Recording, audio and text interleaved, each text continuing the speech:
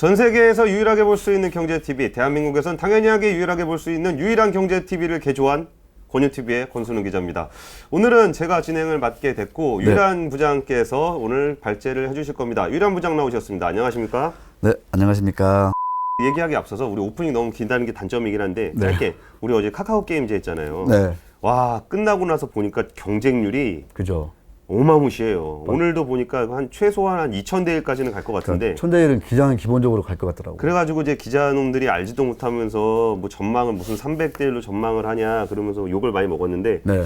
거기서도 좀 갈리는 게 저희가 전망 아니라 그냥 얘기 분석을 했던 거는 이 SK바이오팜의 밸류에이션 했던 거하고 카카오 게임 좀 상황이 좀 다르긴 하다. 네. 그래서 사람들의 관심이 많이 높아지고서 증권가의 이제 목표치는 한 32,000원 정도 되더라 라는 얘기했는데 그리고서 반론을 엄청나게 많이 받았어요. 그러니까요. 이렇게까지 사람들이 몰리는 거 네가 못 봐서 그런 것 같은데 너는 빠져. 나중에 천천히 좀 이렇게 좀 잠잠해지면 그때 가서 얘기해라. 뭐 그런 얘기를 듣고서 겸허히 수용하고 네. 더 이상 카카오 게임즈 얘기를 안 하기로 했습니다. 아, 수용하는 거예요? 아유, 바로 수용해야죠. 저 강 PD, 카카오 게임즈도 그러면 따 상상 아니면 따 상상상 어떻게 예상해요? 우리 촉이 좋아 우리 강상구 PD가. 촉이 좋나요? 네, 좋잖아요. 따 상상은 가지 않아요. 따 상상. 와, 그러면 주가가 얼마나 가는 거야? 애널 목표가가 3만 원대 중반인데. 638에 한 8만 원 정도 되겠네요. 24,000원 상장해서. 목표가에 더블 스코어로 간다는 얘기예요. 근데 요즘 동학 개미들이 추정이 어렵습니다. 네. 맞아요. 그리고서 어쨌든 오늘 준비한 얘기로 들어가서는 우리가 참 건드리기가 복잡한 사건 자체가 너무 복잡해가지고 이걸 한번 잘못 시작하면은 3박 4일이야. 네. 그래가지고 짧게 딱 포인트만 핀포인트만 쫙 잡아서 하려고 그러는데 그 삼성에 관련한 얘기예요. 그 이재용 부회장을 비롯한 삼성 그 물산과 모직의 합병 사건 그리고 바이오로직스의 분식회계 사건에 대한 검찰의 불구속 기소가 있었어요. 이재용 부회장에 대해서.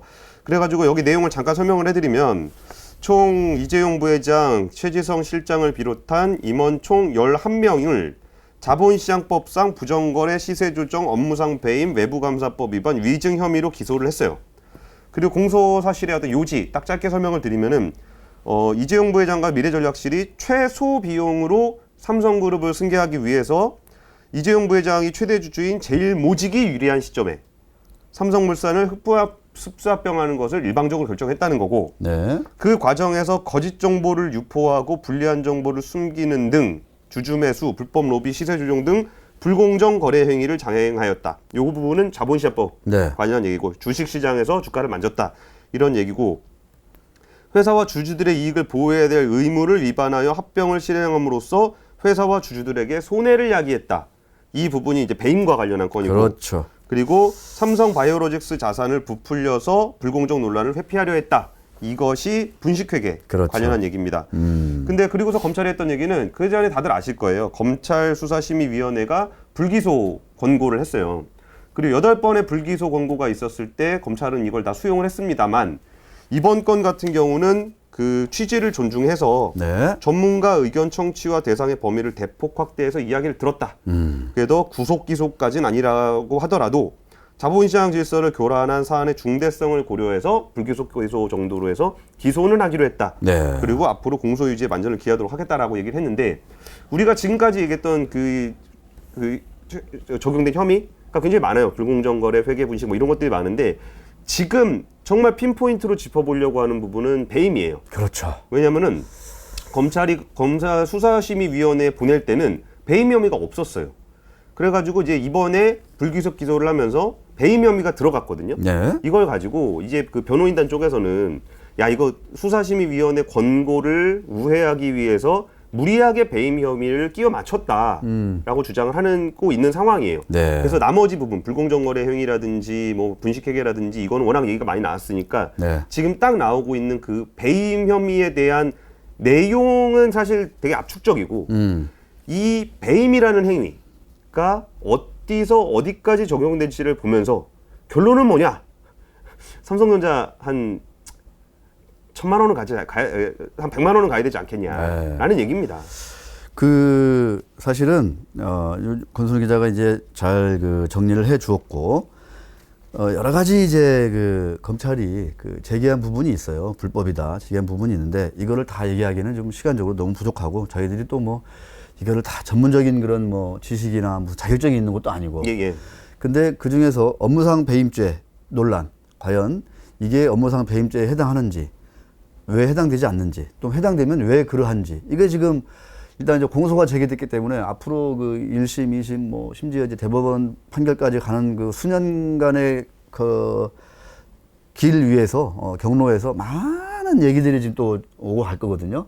근데 배임을 또 이렇게 포인트로 잡을 수밖에 없는 이유가 네. 배임이라는 거는 누군가에게 해를 끼쳤던 행위인데 네. 이게 불법이라는 거는 그러니까 내가 누군가에게 피해를 입혔다라는 거는 내가 그 사람을 보호해야 될 의무가 있다는 얘기했을 때 굉장히 이런 표현이 우리한테 잘 어울리는지 모르겠는데 철학적으로 굉장히 존재론적인 얘기예요. 그럴 수도 그러니까 있고. 내가 보호해야 되는, 내가 해야 되는 이 일이 무엇이냐, 이 사회의 이사가 무엇을 위해 존재하느냐에 대한 거를 정립이 돼야만 그래야 이게 배임 죄에 해당이 되는지 그게 아닌지라고 생각해 볼 수 있는 기회가 될 것 같아요. 네. 그 조금만 더 이제 이제 변호인단 입장을 제가 좀 얘기를 말씀을 드리면 그러니까 일종의 삼성 측 입장이라고 그렇죠. 보면 되는 거죠. 예, 업무상 배임과 관련해서 그동안에 사실은 이제 업무상 배임 이 항목은 마지막에 이제 갑자기 이제 전격적으로 추가가 된 건데 예. 수사팀도 변호인단 입장이 그거예요. 그동안에 이사의 주주에 대한 법무상 배임죄를 인정하지 않는 아주 일관된 대법원 판례에 반한다는 법리적 이유와 이거 다시 한번 설명해주고 넘어가셨으면 좋겠어요. 이 다음에 설명하실래요? 예, 예, 나중에 예, 이제 설명을 할게요. 예, 예. 그다음에 이제 합병으로 인해서 구 삼성물산이 오히려 뭐 삼성바이오로직스 지분을 안게 됨으로써 엄청난 이익을 봤다. 손해를 본 게 아니다. 예, 예. 뭐 이렇기 때문에 이게 왜 배임이냐라고 정면으로 이제 승부를 이제 반발을 하면서 예. 특별히 이제 그 업무상 배임 기소의 문제라는 이런 문제점 별도의 이렇게 그 설명 자료까지 냈어요. 그 정도로 이제 이 업무상 배임은 기업 경영을 하는 사람들한테는 이 업무상 배임이 뭐 상당히 너무 억울하다. 사실 이제 이런 논란을 많이 가져오는 그런 이제 얘기이기도 한데. 거의 항상 있죠. 예. 자, 업무상 배임 기소의 문제점. 왜 업무상 배임 기소가 문제냐라고 이제 그 변호인단이 얘기를 하는데 대법원은 이사의 주주에 대한 업무상 배임죄를 인정하지 않고 있다. 이런 얘기예요. 그러니까 우리나라에서 현행 대법원 판례를 보면 이사의 업무상 주주에 대한 업무상 배임죄는 인정하지 않고 있습니다. 일관적으로. 단 회사에 손해를 끼친 경우에 한해서 업무상 배임죄를 물고 있어요. 대법원 판례가. 다시 한번 강조 드릴게요. 네. 이사회 이사라는 사람들이 뭔가 배임이라는 행위를 할 때는 네. 기업에다가 피해를 끼쳤을 때를 배임이라 하는 거지. 거고. 예. 일반 주주들의 이익에 반하는 행동을 하는 것을 배임이라고 하진 않는다. 라는 것이 대법원의 일관된 판례였다라고 주장을 하는 거죠. 네, 예. 그렇습니다. 그래서 그 상법에 규정이 있어요. 명시되어 있습니다. 382조의 3.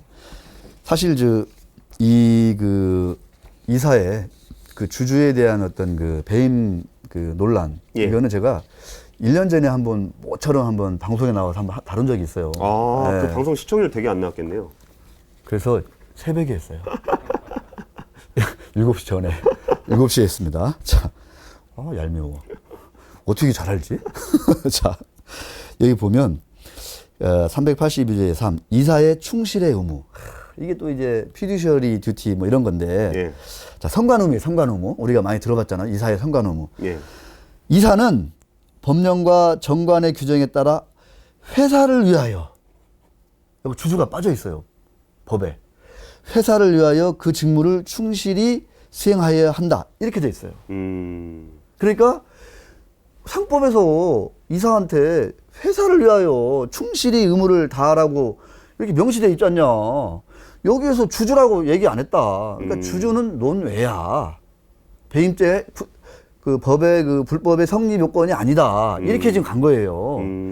그래서 아까 얘기한 철학, 예. 그 인식의 문제인데, 그런데 이게 이제 어떤 인식이냐면은 옛날 그 유럽 그식 그 법체계, 예, 법인식, 그 다음에 일본, 우리는 좀 그쪽을 많이 좀 법 체계를 법리를 따랐잖아요. 예. 대륙법 체계. 네. 예. 근데 요즘 뭐 아주 그 자본시장이 그 만개하고 있는 미국식 법리 체계는 당연히 뭐냐면 회사를 위하여 했으면 당연히 회사를 위한다는 거는 회사의 주인인 주주도 상식적으로 당연하게 위하여 충실의 의무를 다해야 되는 거 아니냐라고 보는 거죠, 미국은. 근데 거기서 좀 넓게 보더라도 회사와 최대 주주를 위하여라고 하면 또 그게 말이 돼. 말이 돼. 예. 그러니까 이제 이런 그 엄청난 그 인식의 차이, 철학의 차이가 있는 이런 그 논쟁이에요, 논쟁. 예, 예. 자, 그래서 여기를 좀 더 나가 보겠습니다. 그러면 주식회사가 뭔지, 그럼 주식은 주주가 뭔지, 주식이 뭔지, 뭐 이런 얘기를 좀 우리가 해볼 필요가 있어요. 그래서 주식은 주식을 가지고 있는 주주들을 규정하는 하나의 이제 권리다 이거잖아요. 주식은 예. 하나의 권리, 회원권이다 이렇게 볼 수 있는데 이 주주들의 지위, 이 회원권, 즉 주인은 주식 수에 비례해서 동등하게 다루어져야 된다. 동등하게 보호돼야 된다. 다시 말해서 주주들은 기업의 온전한 가치에 대해서 자신이 가지고 있는 주식 수에 비례해서 n분의 1만큼 보호를 받아야 된다라는 게 그 미국식 그런 그 사고예요. 예. 그 의무를 누가 다해야 된다? 이사들이. 그렇죠. 이사라는 것 자체가 주주들이 다 경영에 참여할 수는 없으니 그렇죠. 그러니까 주주들의 어떤 권한을 위임받은 이사회가 있고 그리고 이사회가 위임받은 권한을 바탕으로 제일 일을 잘할 것 같은 경영진을 선임을 하고 네. 그럼으로써 경영진이 경영을 하게 되는 구조니까 네. 이사를 그럼 누가 고르냐? 주주가 고른다. 네. 그럼 이사의 권한은 뭐냐? 주주들이 위임한 거다. 그렇죠. 그럼 이사는 누구를 위해서 일을 해야 되느냐? 주주를 위해서 일을 해서 하는 게 원칙이죠. 원칙이죠. 예. 자, 그랬을 때 이게 이제 약간 이제 논리적으로 이제 법리적으로 들어가면 그런 어떤 주주의 이익 보호, 그러니까 그러니까 지배주주 그다음에 일반 주주를 막론하고 전체 주주의 그 계좌 이익을 보호해야 된다라는 주장이 이것을 그 상법의 선관 의무에 예. 넣어야 된다는 그런 그 주장 학설이 약간 전문적으로는 주주 계좌 중심 이론이라고 하더라고요. 주주. 계좌 중심 이론. 계좌. 예. SIS. 이게 이제 미국에서 지금 통용되고 있는 거죠. 쉐어홀더, 주주, 인터레스트 인클루전 스탠다드. 그 SIS인데 아까 얘기했듯이 지금 이제 삼성의 변호인단이 일관되게 얘기해요. 아니, 83년도부터 대법원 판례는 일관되게 이사의 의무에 주주의 이익을 보호해라. 이거는 빠져 있다. 회사의 계좌만 보호해라. 회사의 계좌만 빼먹지 말아라. 충실히 보호해라. 이렇게 돼 있다는 거죠. 아까 주주 계좌라는 게 그 네. 계좌는 주머니, 그렇죠. 돈, 네. 이익, 그렇죠. 주주의 이익 중심주의 이런 그렇죠, 거고. 그렇죠. 아까 거기는 회사 계좌. 이익 중심주의. 그렇죠. 예. 그러니까 이게 엄격하게 다른 거야. 주주의 계좌를 보호하는 거를 이사가 마땅히 의무로 넣고 그거를 충실히 이행해야 되느냐. 예, 예. 아니면 한국처럼 지금까지 83년도 이후로 30년 동안, 예. 근 30년 동안 한국처럼 어떻게 돼 있냐. 법인 계좌 중심 이론. 그래서 이걸 뭐라 부르냐. CAS라고 하는 거예요. Corporate Account Standard. 이제 이렇게 법인 계좌 중심 이론이 우리 그 한국 시장에, 한국 그 판례에 고스란히 지금 이제 일관되게 지금 유지돼 있어요. 그러니까 사실 법인의 이익과 주주의 이익이 같이 갈 때, 그러니까 평상시라면 이런 문제가 안 생기잖아요. 네네. 근데 법인의 이익, 그러니까 법인의 이익은 또 최대 주주의 이익, 뭐 이런 쪽하고 연결이 그렇죠. 되면서 소수 주주들하고 이에 충돌이 발생할 때 이사는 누구 편에 들어야 되느냐가 이 두 가지로 갈린다는 거죠. 아, 우리 권순우 기자는 진짜 공부를 확실히 좀 많이 돼 있으니까 촉촉촉촉 이어가는 게 있는데, 자, 왜 우리가 특히 한국 시장에서, 한국 자본주의에서 이 문제가 중요하냐? 왜 주주계좌 중심으로 가야 되는지, 아니면 왜 법인계좌 중심으로 가야 되는지 했을 때, 예. 제가 이 대목에서 몇 번 말씀드린 것 중에 하나가 뭐냐면, 쌍방대리의 문제예요. 쌍방대리. 쌍방대리. 대리. 예. 약간 말이 어렵잖아요. 간단해요. 예를 들어서 A 회사가 B 회사와 합병을 해요. 예. 그러니까 지난번 지금 문제가 되고 있는 삼성물산과 제일모직의 합병처럼. 예, 예. 그런데 우리나라의 그 대기업 집단, 뭐 재벌이라기도 하고, 엊그제 우리가 또 공정위 얘기도 했잖아요. 예, 예. 64개 그 대기업 집단 그 어떤 내부 지분율을 보니까 총수 1인의 지분은 1.7%야. 예. 근데 전체 중에. 예, 총수 일가로 가니까 3.6%좀 늘어나요. 예. 계열사를 포함하니까 50.7%가 되는 거예요. 그렇죠. 여기다가 비영리 재단까지 등등 포함하니까 전체 그 내부 지분율이 총수 일가의 내부 지분율이 57%가 되는 거예요. 그러니까 총수 1인의 지분율은 1.7%인데 계열사, 비영리 재단까지 다 포함해서 따져보니까 57%로 압도적인 지배력을 갖는 거죠. 그러니까 사실적인 지배력이 네. 자기 지분에 의한 지배력이 아니라 계열사나 공익재단을 통한 지배력으로 기업을 지배하고 있다는 거죠. 그런 거죠. 예. 그러니까 이 얘기는 뭐냐면 이만큼 큰 레버리지 효과가 있다는 건데 그만큼 대한민국의 뭐 기업들의 지배 구조나 이런 거 우리가 잘 알잖아요. 뭐 부인할 수 없는 현실이라는 게 그렇지 않아도 그 지배주주의 어떤 권한이나 그 이렇게 계열사까지 동원한 그런 지분율이나 게임이 안 되잖아, 게임이. 그렇죠. 그죠? 예. 그런데 예를 들어서 한 그룹 안에 있는 A사와 B사가 합병을 해요. 자, 이 합병은 예를 들어서 이 합병 과정에서 지배주주와 비지배주주, 일반 주주는 이해관계가 당연히 엇갈리죠. 엇갈릴 수도 있죠. 수도 있고 예, 예. 안 그럴 수도 있는데 대체로 엇갈려요. 예. 왜냐하면 이 합병 과정에서 우리가 뭐 또 자사주 얘기도 나오고 뭐 이런 얘기 나오잖아요. 여기까지 예. 얘기하면 좀 복잡하니까. 예. 자, 그렇게 했을 경우에 쌍방대리란 뭐냐? 우리처럼 이렇게 그렇지 않아도 지분율이나 여러 가지 의사결정 그 과정이나 권한이나 그 궁극적인 결과물에 있어서 지배주주가 압도적으로 파워가 센 이런 구조인데 예. 가뜩이나 이렇게 중요한 합병이라는 또는 분할이라는 여러 가지 중요한 그 자본 거래를 결정하는 데 있어서 A 회사의 이사와 B 회사의 이사가 이거를 처음에 기획을 할 거 아니에요. 예, 예. 의사결정을 하는 사람들이니까 그 예. 이사회가. 예. 근데 그 이사가 A 회사의 이사와 B 회사 이사가 사실상 쌍방 대리를 하는 거지. 같은 편이다. 같은 편이라는 예, 거야. 예, 예. 그러니까 A 회사와 B 회사가 서로 이렇게 달라야 되는데 사실상 알고 보니까 이사회 이사 멤버들이 같은 식구야. 이를테면. 그러니까 그런 거죠. 이렇게 A하고 B가 합병을 할 때, 야, 내가 더 큰 회사야, 아니면 B가 내가 더 큰 회사야. 그러니까 둘이 치열하게 싸우면서, 그렇죠. 그러니까 누가 더 큰지를 공정하게 결론을 내야 되는데, 그렇죠. 사실 A 회사라는 사람도 우리 최대 주주가 임명한 사람이고, B 회사의 이사도 최대 주주가 임명한 사람이라, 이 둘이 어떤 의사가 양 기업의 이익을 위해 싸우는 게 아니고, 그렇죠. 둘이 같이 합작을 해서 네. 대주주의 이익을 위해 봉사를 한다. 뭐 이런 그러니까 건가요? 예. 정확한 그러니까 지금 현실이 쌍방대리. 예, 현실이 그렇잖아요. 말 그대로 한 사람이 뽑은 이사가 양쪽을 다 대리하는 거예요. 그럼 어떻게 돼요?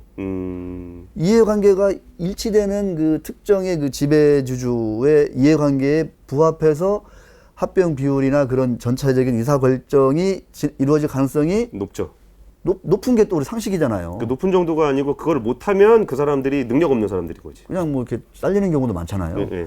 자, 근데 이랬을 저는 때 그 상황을 봤을 때 약간 죄송한데 아니요. 삼성물산 주주들이 되게 반발을 많이 했잖아요. 그 당시에 이제 우리가 너무 밸류에이션을 못 껴왔다. 그러니까 삼성물산의 기업 가치가 너무 안 좋았다. 네. 그러면서 옛날 얘기하면서 왜 레미안을 안 만들며 공사 수주한 걸 다 취소하고 막 그랬을 때 삼성물산 쪽에서 해명을 했던 게 업황이 안 좋고, 우리가 경영이 잘 안 되고 막 이런 얘기를 했어요. 그러니까 네. 어쨌든 우리 회사가 지금 사정이 안 좋아서 경영 상태가 안 좋아서 우리가 적게 평가를 받은 거지 일부러 그런 건 아니다 이런 얘기였거든요. 맞아요. 그 얘기는 사실 경영진 입장에서는 하면 안 되는 얘기예요. 네. 내가 무능해서 기업 가치가 떨어진 거다라는 얘기를 한 거잖아요. 네. 근데 나중에 삼성물산하고 제일모직이 합병을 했을 때 그 당시에 최모 대표이사가 삼성물산의 대표이사로서 우리가 경영을 잘 못하고 업황이 안 좋고 실적을 잘 못 내가지고 우리가 기업이 저평가를 받은 거예요라고 얘기했던 사람이 나중에 통합삼성물산의 대표이사가 돼요. 그러니까 의장이 됐나 대표이사가 됐나 정확하지는 모르겠는데 그러면은 그 사람은 대표이사 된 거 같아요. 경영으로 했을 때를 경영을 잘 못한 사람이 왜 통합을 나중에 하고서 대표가 되지?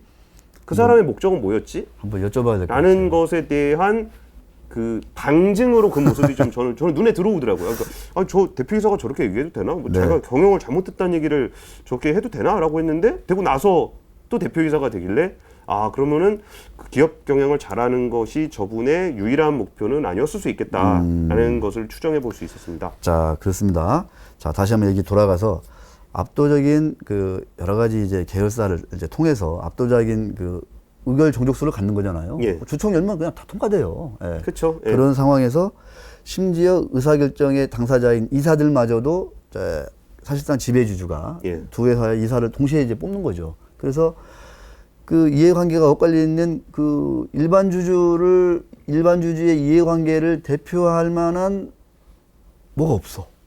아무것도 찾아봐도 없어요. 그래서 이게 바로 이제 쌍방대리의 문제거든. 그래서 상식적으로 봤을 때 이 합병이나 이런 것들이 공정하게 이루어지려면 이 쌍방대리의 문제를 해소해야 된다. 라는 게 사실 대두되는 거예요. 그래야지 일반 주주들의 그 계좌도 보호될 만한 최소한의 뭔가 이제 언덕이 생기는 거 아니냐. 비빌 언덕이 생기는 거 아니냐. 이런 얘기인데 우리는 쌍방대리의 문제도 그대로 안고 있으면서. 그죠? 그 다음에 또 의결 종족수도 그대로 이제 압도적으로 지배주주가 많이 좀 가지는 그런 구조 하에서 예. 과연 이 이사들이 아까 얘기한 법인의 계좌만 보호해야 되는 그런 어떤 그 한국식 그 주류 해석론이 계속 지금 30년 동안 통용이 돼 왔는데 예. 이제는 그거지 말고 이사가 회사의 계좌뿐만 아니라 주주의 계좌도 주주들이 가지고 있는 지분만큼 좀 보호해야 되는 그런 의무를 선관의 의무를 그러니까 충실의 의무를 그 상법상 이사의 선관 의무에 넣어야 되는 거 아니냐라는 얘기들을 이제 좀 이제 많이 조금씩 나오고 있어요. 이제. 그래 그걸 여쭤보려고 그런 건데 그 말씀 들어보니까 굉장히 좀 이렇게 좀 고민을 해볼 만한 거리가 되는 것 같다라는 생각을 들었는데 네. 야 이게 내용도 어렵기도 어렵거니와 이런 얘기가 있었나 이게 진짜 법인의 이익과 주주의 이익이 상충한다. 그러니까 최대 주주하고 개인 주주의 이익이 상충한다는 얘기 많이 들어봤는데 네.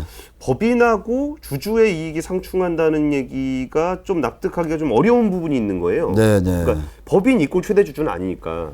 근데 이런 논의가 그 전에도 좀 이렇게 뭐 공론화가 된 적이 있었어요. 이번에는 그 검찰에서 배임 혐의를 적용하다 보니까 변호인단이 배임은 주주에 대해서는 적용하지 않는 것이다라는 게 판례다. 라고 얘기를 해서 이런 게 있었어? 라고 해서 보게 되는 건데 네. 그전에도 그런 좀 공론화가 된 적이 있었나요? 꽤 큰 건들이 굵직한 사건들이 있었어요. 근데 그때마다 그때마다 이제 판사님들의 그 판결, 특히 이제 대법원 판결로 가면 예. 아까 얘기했던 그 상법 규정 있잖아요. 예. 회사를 위하여 충실의 의무를 다한다. 이것에 빗대어서 일종의 아까 CAS 그 회사의 어카운트를 보호하면 아무런 문제가 안 된다. 이런 쪽으로 갔는데 단적으로 우리가 이제 지난번 아까도 얘기했던 에버랜드 이제 CB 관련해서도 고등법원에서는 이게 유죄였어요, 유죄. 그러니까 에버랜드 CB 사건을 정말 간단하게 설명을 드리면 에버랜드가 CB를 발행했는데 굉장히 헐값에 발행을 했죠. 네네. 그리고 주주들이 다 받아가야 되는데 주주들이 다 포기를 하죠. 예. 난 안 가져갈래요. 너무 싼 거 같은데 난 싫어요. 그리고 안 받아갔고 네. 그거를 이제 이재용 부회장이 다 받아간 사건이고 네. 그러면 그때 헐값에 나온 CB를 안 받아간 법인들이 배임이냐 아니냐 이런 문제였죠. 그런 예. 거죠. 자, 그런 때도 고등법원에서는 그 주식회사의 이사가 선량한 관리자로서의 가지고 있고 그 다음에 적정한 가격으로 결정해야 하며 현저히 낮은 금액으로 전환사채를 발행하고 이를 또는 본인 또는 3자가 인수한 때에는 똑같은 얘기예요. 예. 손해를 가한 업무상 배임죄가 성립한다 이렇게 됐는데 예. 이게 이제 대법원에 가서는 뒤집혀요. 그래서 이 대법원 판례를 잠깐 이제 읽어 들어보면 신주 발생 시 실권이 발생했잖아요. 발생으로 대주주에게 지배권이 집중되더라도 주주의 지배권 이익은 선관 의무의 보호 대상이 아니다. 이렇게 또 판결이 나요. 그러니까 지배주주의 지배권이 집중되더라도 그러니까 이익이 쏠린 거지 한쪽으로. 그러니까 이 얘기는 소수주주들의 이익이 줄어들고 어차피 파이는 똑같은 똑같으니까. 거니까 소수주주의 파이가 줄고 그 의사결정으로 지배주주의 지배권이 늘어나고 하더라도 이거는 선관 의무의 보호 대상이 아니다. 그러니까 설사 두 개가 완전히 이해관계가 달라져서 소수주주에게 굉장히 불리한 의사결정을 했더라도 이거는 이사의 의무가 아니다라는 판결이라는 거죠. 그러니까 말씀드린 대로 그 회사의 계좌 중심주의, 아까 말씀드린 CAS 예. 이거가 그 어떤 대법원 판례를 보면 아주 농후하게 있어요. 제가 잠깐만 이게 좀 근데 지금 얘기 정도는 굉장히 명확하게 얘기한 건데요. 그러니까요. 예, 예. 예, 보세요. 자, 에버랜드 CB 대법원 판례예요. 이게 이제 그 주식회사 이사는 주식회사의 사무를 처리한 자의 지위에 있다고 할 수 있지만 예. 주식회사와 별개인 주주들에 대한 관계에서 직접 그들의 사무를 처리하는 자의 지위에 있는 것은 아니다. 이렇게 딱 명시적으로 얘기를 해요. 일단 명확하게 예. 주식회사와 주주는 별개다. 다르다. 그리고 주주의 이익을 위해서 봉사하는 사람이 아니다. 예. 라는 게 30년 가까운 된 그 대법원 판례예요. 사실 대법원 판례는 거의 법에 준하는 뭐 그런 그쵸? 그 효력을 갖는다고 우리가 상식적으로 알고 있는데, 자, 지난번에 삼성물산과 제일모직 합병 비율 예. 그 판결이 있었잖아요. 그때 예. 문제가 있다 아니다 막 논란도 그때 많았는데, 그때도 저 판결 조항을 제가 잠깐 한번 읽어볼게요. 이사들은 일반 주주들에 대하여 그들의 기존 주식의 가치를 보존하는 임무를 대행하거나 예. 주주의 재산 보존 행위에 협력하는 자로서 타인의 사무를 처리하는 자의 지위에 있다고 볼 수 없으므로 이렇게 가요. 네. 그러니까 아까 얘기했죠. 미국에서는 이사가 회사를 위하여 충실의 의무를 다한다. 그럼 회사는 회사를 위하여 그랬으면 회사의 주주인 주주를 위해서도 충실의 의무를 다해야 한다. 이렇게 자연스럽게 보거든요. 예. 그게 이제 SIS 관점으로 주주 중심 이론인 거죠. 그런데 우리의 판결은 이렇게 가고 있어요. 그러니까 이사가 주주들의 이익을 대변하는 자가 아니다. 주주의 계좌를 보호하는 위치에 있지 않다. 이렇게 못 받고 있거든요. 그렇기 때문에 합병 비율이 어쩌고저쩌고 하더라도 이게 비율이 뭐 잘못돼가지고 일반 주주들이 피해가 입어도 그거는 배임이 아니다. 이렇게 가는 거예요. 근데 되게 이상한 얘기인데 네. 예를 들어서 이사회하고 경영진하고 최대 주주가 분리돼 있어요. 최대 주주 자체가 분리돼 있어요. 그랬을 때 이사하고 경영진하고 짱을 해서 주주들을 완전히 나락으로 떨어뜨려도 이 사람들은 배임이 안 된다는 거죠. 안 되죠. 누구에게도. 안 되죠. 그러니까 이 사람들을 임명한 사람들은 최대 주주를 비롯한 주주들이 이사를 임명했는데 네. 이사가 경영진하고만 잘해서 이게 우리 회사의 이익이다라고 하면은 주주들의 이익은 보호할 필요가 없으니까. 그렇죠. 그러니까 이게 최대 주주라는 사람을 염두에 두면은 뭐 그런가? 아닌가? 헷갈리는데 네. 이게 최대 주주냐 일반 주주냐를 배제하면은 아예 주주의 이익과 반하는 행동을 하더라도 회사에 문제가 없다면 상관없다. 그렇죠. 그러니까 지금 이제 그 삼성의 지금 변호인단이 이제 갑자기 이제 검찰에서 배임죄. 근데 사실 그렇게 하면 주주들이 주주총회 올라갖고 이사를 자르겠죠. 당연하죠. 그러니까 네, 다 이익을 반하게 했으니까. 그렇죠. 그러면서 이사를 딱 잘라놓고서 새로운 이사한테 야 그때 짜웅했던 경영진 나 잘라 그럴 거 아니에요. 그게 사실은 이제 지금 미국의 자본주의예요. 네, 사실. 근데 이제 우리는 이사와 이사회와 그 지배주주가 같다는 거지, 사실상. 한 몸이라는 거지, 이게. 그렇기 때문에 일반 주주의 계좌가 보호되지 못하는, 보호되지 않고 있는데, 보호되지 않더라도 문제가 안 되는. 근데 아까 미국은 주주 계좌 중심주의를 한다 그랬잖아요. 네네. 근데 거기도 지배주주와 소수주주의 그 계좌를 그 동일하거나 아니면 같은 선에서 평가를 해요. 물론 아까 주주의 계좌를 보호한다 그랬을 때 네네. 이게 주주 계좌라 그랬지 소수주주라고 한 건 아니잖아요. 아니잖아요. 그럼 예를 들어서 주주들이 여럿이 있는데 네. 주주의 계좌를 보호하려고 해. 그랬더니 주식이 제일 많은 사람이 그럼 내 계좌를 보호하기 위한 대로 하자. 그리고 투표를 하자. 네. 그러면 그렇게 되잖아요. 그렇죠. 그러면 나는 주주 계좌 보호했는데요. 이렇게 나올 수도 있는 거잖아요. 그래서 지난번에 얘기한 의무공개세제소라든가 MOM. 예. 그러니까 그런 그 보조적인 장치들이 이제 MOM 설명해 주세요. 네. 예. majority of minority. 강 PD 뭐야 이거? 자, 이해관계가 엇갈리는 그런 중요한 의사결정이 있었어. 자, 이사회에서 땅땅땅 때렸어요. 자, 합병합니다. 몇 대 몇으로 합병합니다. 땅땅땅 했어요. 예. 그러면 아까 얘기한 대로 그러면 이게 이제 사실 상식적으로는 지분을 많이 가진 대주주에게 유리하게 합병이 결정될 거란 말이죠. 어느 나라나. 그러니까 일단 그 사람들이 네. 판단하기에 이익이 되는 방향으로 의사결정을 했겠죠. 그렇죠. 예. 그런데 나는 지분이 쥐꼬리만큼도 없어. 그럼 일본 소수주들은 어떻게 해야 돼? 보호받지 못한다는 거잖아요. 예. 이 소수주주들이 보호받지 못한다. 아까 맨 처음에 얘기했는데 주식회사가 뭐고 주식이 뭐고 그러면 이 주식회사가 여러 가지 모인 이 자본주의가 잘 굴러가려면 이 주주가 기업 가치의 n분의 1만큼 보호받아야 되는데 그럼 소수주주들은 누가 어떻게 보호하냐 이거예요. 그런 과정에 하나가 MOM. 자, 소수주주의 50% 이상의 찬성을 득해야 그 합병이 효력을 발휘하는 거예요. SEC에서 자, 결정했어. 그러면 MOM 자, 니네 마이너리티 일반 주주들 50% 이상 동의 얻어와. 동의 안 하면 이건 무효가 돼 버리는 거예요. 그러니까 내 주식이 만약에 50%가 있다면 네. 최소한 25%의 동의를 더 얻어 갖고 와야만 그렇죠. 허락이 난다는 거죠. 그렇죠. 그렇죠.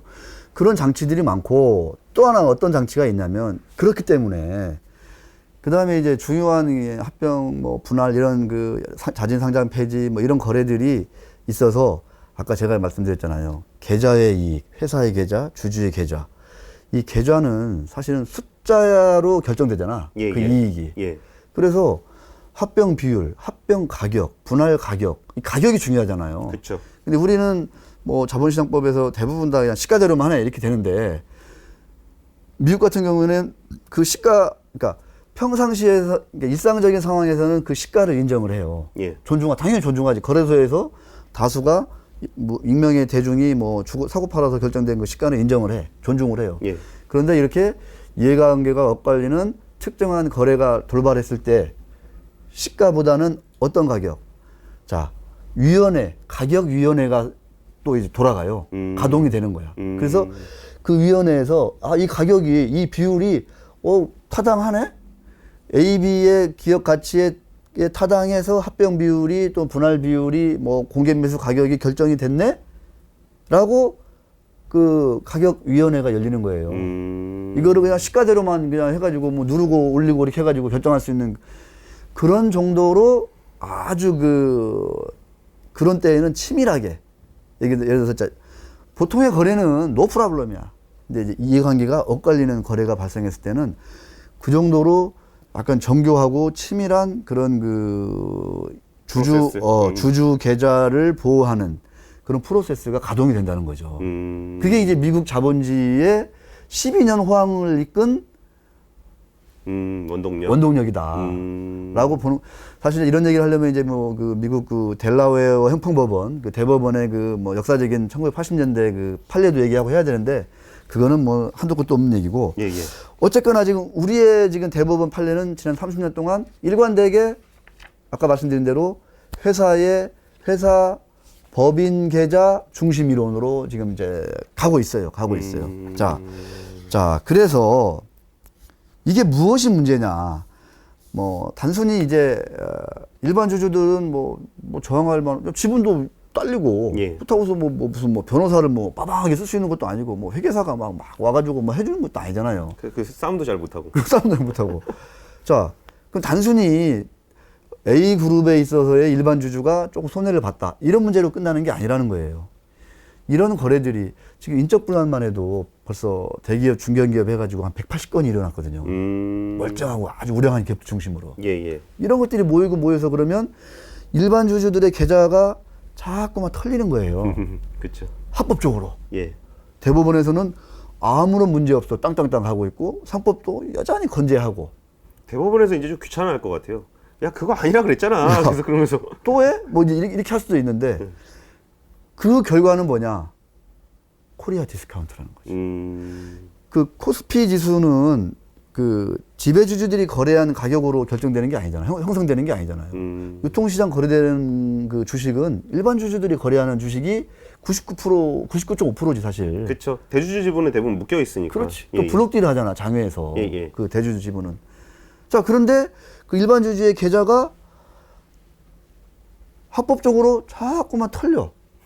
그러면 이게 모여서 하나의 이제 코스피 시장이 되고 코스닥 시장이 되는 건데, 그러면 코리아 디스카운트를 막을 길이? 그러니까 단순하게 얘기하면은 그런 거잖아요. 그러니까 우리가 뭐 개발도상국이나 이런 좀 정치적으로 좀 불안한 국가에다 투자를 하기를 좀 꺼려하는 이유가 내가 거기다 투자를 했을 때 이익을 보면 이걸 내가 정말 잘 들고 나올 수 있을 것인가? 이른바 이제 재산권의 문제잖아요. 네네. 뭐 요즘에도 재산권 얘기가 많이 나오긴 나오는데 재산권을 보호받을 수 있을지에 대한 확신이 없을 때 이게 지금 재산권 내가 얘기예요. 여기다 얼마를 베팅할 수 있을 것이냐 그렇지. 라고 본다면 네. 자본시장이라는 곳에서 내가 투자를 했을 때 나의 지분 재산권, 지분도 재산권이잖아요. 네네. 그 재산권을 보호받지 못한다면 이거를 그러니까 평상시에는 괜찮아. 괜찮아. 정말 크리티컬한 그 시점에서 재산권을 보호할 수 없다라는 걸 한번 경험하고 나면 네. 그 다음부터 자신 있게 돈을 투자하기가 힘들다는 거죠. 네. 예, 그러다 보면은 그렇게 크게 투자하시는 분들이 떠나고 오래 투자하는 사람이 없어지고 자금 유입이 아무래도 그런 데서 제한이 되면서 결국 매수자가 줄어들고 투자하는 사람이 줄어들면 네. 지수가 낮아질 수밖에 없다. 예. 와, 재산권 보호 얘기를 했는데 그 유사한 이제 일화를 제가 말씀드리면 우리 자본시장에는 우리 동학개미만 있는 게 아니라 로빈후드 개미도 와가지고 이게 외국인 투자자, 외국인 기관, 외국인 개인도 꽤 많이 있잖아요. 검은 머리도 있고. 예. 그런데 외국인 장기 투자자 그 관점에서 봤을 때 특정 기업 얘기를 하면 좀 그러니까 A 기업이 너무나 돈을 잘 벌고 아주 우량해. 그래서 예. 장기 투자하면 몇 배는 먹을 수 있을 것 같아요. 그래가지고 3년, 4년, 5년 투자를 했어. 그런데 1년 지나서 합병으로 한번 털리지 또 그 다음에 또 무슨 희한한 회사를 하나 인수한다고 그래가지고 아주 비싸게 인수한다고 그래가지고 또 하나 또 털렸지. 그러다 보니까 시간이 지날수록 ROE가 계속 떨어지는 거예요. 그러니까 그게 오히려 장기 투자, 그러니까 이게 가끔 발생하는 사건이잖아요. 네. 이게 데이 트레이딩 하는 사람들은 상관이 없어. 그렇죠. 그냥 뭐 그 예. 사건 나기 전에 빠지면 되는 거니까. 그러니까. 근데 오래 투자하는 사람은 3년에서 5년 안에 한 번씩 걸려. 그러니까 이런 거를 장기 투자하다 보면은 한두 번 꼭 걸린다는 거예요. 꼭 이게. 걸려요. 예. 그러면은 정말 와 이런 게 가능하냐. 그러니까 이렇게 그 글로벌 스탠다드에 부합하지 않는 그런 그 자본 거래가 언제든지 발생을 할 수 있고 그런데 이게 합법적이야. 상법과 대법원 판례로 딱 이거를 뒷받침해주고 있는 거예요. 그래서 그 결과 그럼 외국인 투자자는 우리 시장에 계속 투자하고 싶어 해요? 어떻게든지 본전되면 빠져나가려고 혈안이에요, 혈안. 실제로. 그래서 지금 외국인이 지금 열심히 사고 팔고 하고 있다 좋아할 게 아니라 지금 이제 열심히 트레이딩 하는 외국인은 아까 권 기자가 얘기한 그 알고리즘 트레이더들이고 장기 투자자들은 지금 우리 시장에 발을 빼려고 지금 안달이 나 있어요. 지금 실제로 이게 제가 한두 사례를 접한 게 아니거든요, 이거. 그리고 UTV를 제가 하려고 맘먹은 것도 사실은 강성구 PD도 알지만 제가 이 CAS하고 SIS를 제가 딱 알고 나서 저 옛날에는 야 이렇게 우량한 회사인데 PBR이 0.3인데 10년 지났더니 0.2, 0.1이 됐어. 와 이건 뭘까? 아 맞아. 우리나라는 상속 증여세가 시가대로만 되니까 대주주들이 그냥 눌러버리는 10년, 거야. 20년 눌러버리고 마는 거야. 제가 그냥 이러고 사실은 책도 쓰고 했는데 다 자포자기했어요. 아 미래가 없다. 그러니까 대한민국의 장기 투자는 희망이 없다라고 저는 단정짓고 사실은 이제 이런 얘기도 안 하고 안 하려고 그랬어요 사실은. 근데 그러다가 제가 작년 여름에 6월 달쯤에 그 경북대 그 이상훈 교수님을 제가 이제 알게 돼가지고 그분 논문도 읽어보고 하다 보니까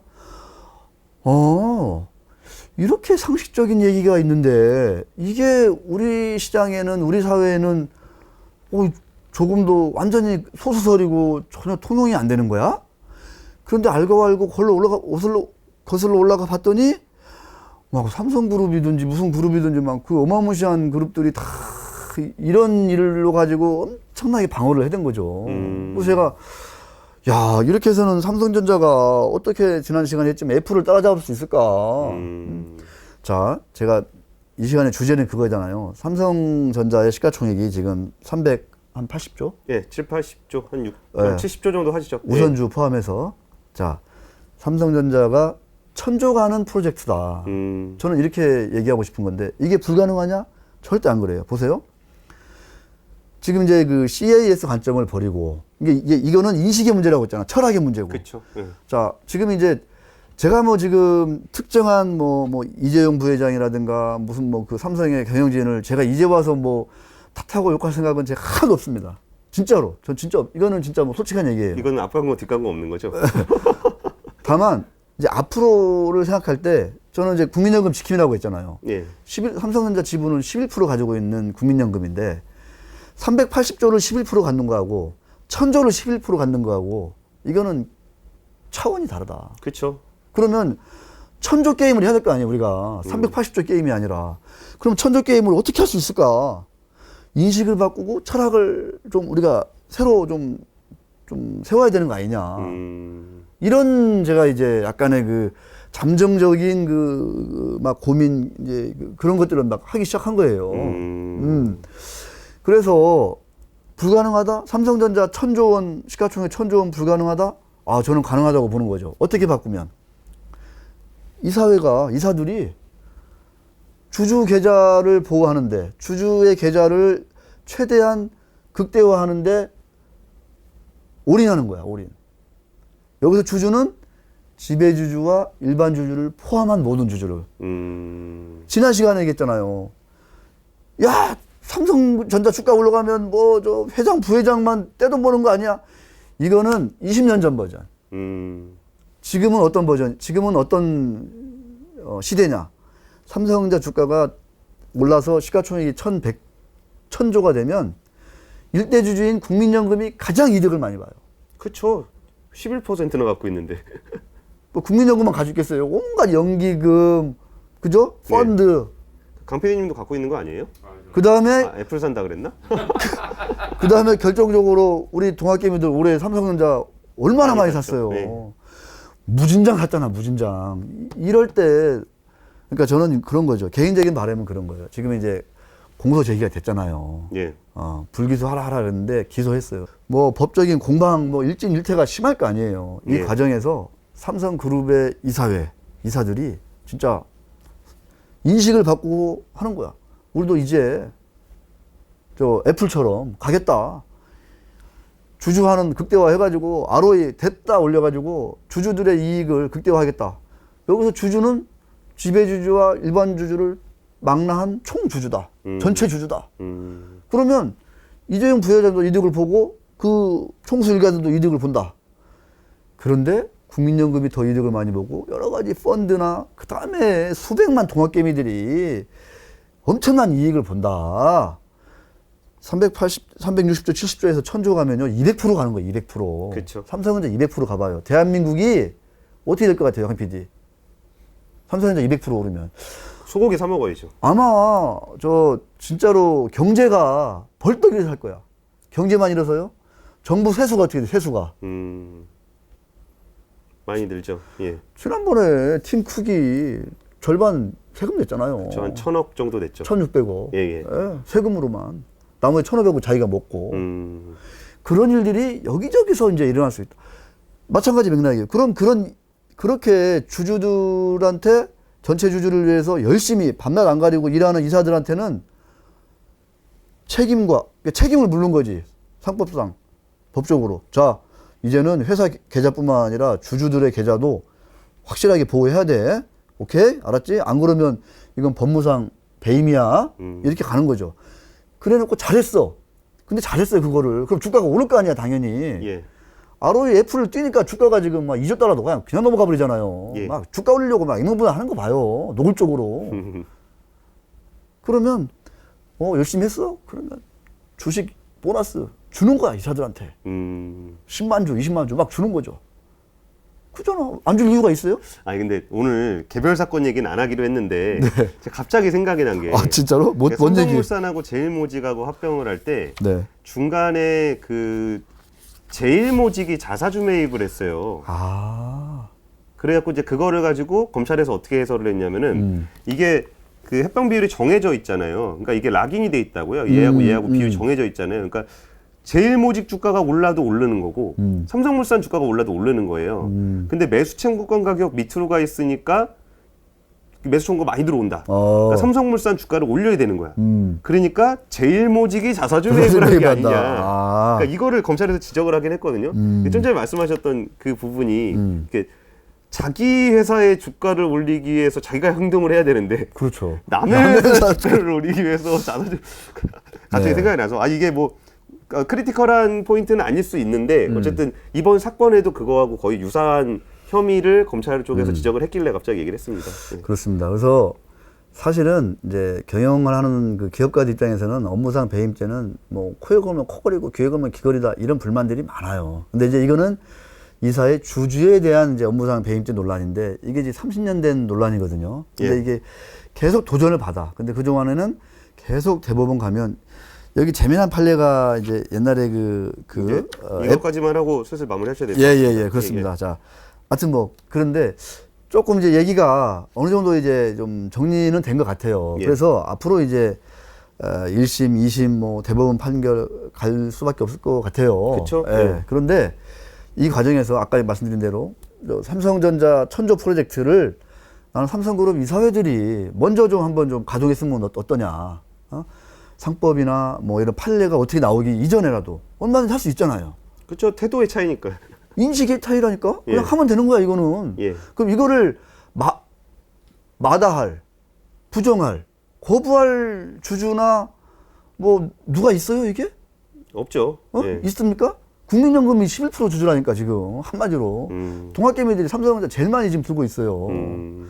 그 다음에 이제 소송을 가는 데 있어서, 사회 전반적으로, 이것도 사실 이제 우리가 이제 주주 자본주의가 제가 지난주에 말씀드린 업력이 벌써 50년이에요. 우리도 이제는 맨날 찌라시, 정보 매매 이런 게 아니라 정말 그 어떤 그 계좌의 숫자의 일각에서 어떻게 가는 게 주주들의 계좌가 보호되고 이렇게 증대되는지 관점에서 놓고 봤을 때 계속 그런 관점에서 그러니까 그 이사의 의무를 지금처럼 지금의 상법상 그 회사를 위하여만 할 것인지 아니면 인식을 바꿔서 SIS 아까 그 주주 중심 이론 이거를 반영을 해서 회사라고 하면 당연히 회사의 주인인 주주를 포함한 전체 주주를 포함한 회사를 위하여 충실의 의무를 다할 것으로 우리가 이렇게 사회적인 어떤 담론이나 여론이 좀 형성이 되어야 되는 게 아닌지라는 좀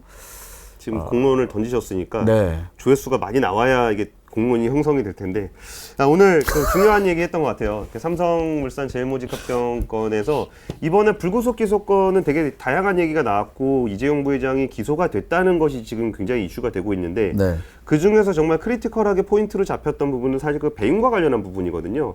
그래서 그 배임과 관련해서 좀 어떤 그 법 철학이 있고 주주가치 제고를 위한 어떤 얘기가 있는지 좀 긴 시간 좀 얘기를 나눠봤습니다. 네. 뭐 이런 얘기가 좀 지루하실 수도 있겠지만 주식 투자를 하시는 입장은 주식 투자라는 거는 내 재산을 기업에 투자함으로써 사회와의 연결고리를 만들어가는 거거든요. 그러면은 이런 연결고리를 통해서 우리 사회가 어떻게 발전할 수 있는지 좀 더 투명해질 수 있는지에 대한 고민이 좀 필요한 것 같고요. 최근에 테슬라가 거의 한 5조 원 넘는 증자 발표를 했어요. 그게 좀 부담스럽다는 사람도 있는가 하면은 오케이, 너네가 정말 하고 싶은 일을 하기 위한 돈이 필요하다면 주주로서 얼마든지 투자금을 더 내겠다라면서 환호를 하기도 했어요. 그 정도 투자금을 가지고 더 큰 사업을 해봐라. 결국은 주주들이 기업을 신뢰하고 이 사회를 신뢰할 때 가능한 일이라고 생각을 해요. 야. 오늘은 좀 이런 얘기를 해봤지만 다음에는 우리 또 STX 그룹 STX 상한가, STX 엔진 상한가, STX 중공업 상한가 강 PD 좋아하는 그런 우리 좀 이런 얘기 좀 해야 되는 거 아닙니까? 알겠습니다. 네. 다음에는 좀 더 야들야들한 얘기로 찾아뵙겠습니다. 오늘의 권유경제는 여기까지 하겠습니다. 감사합니다.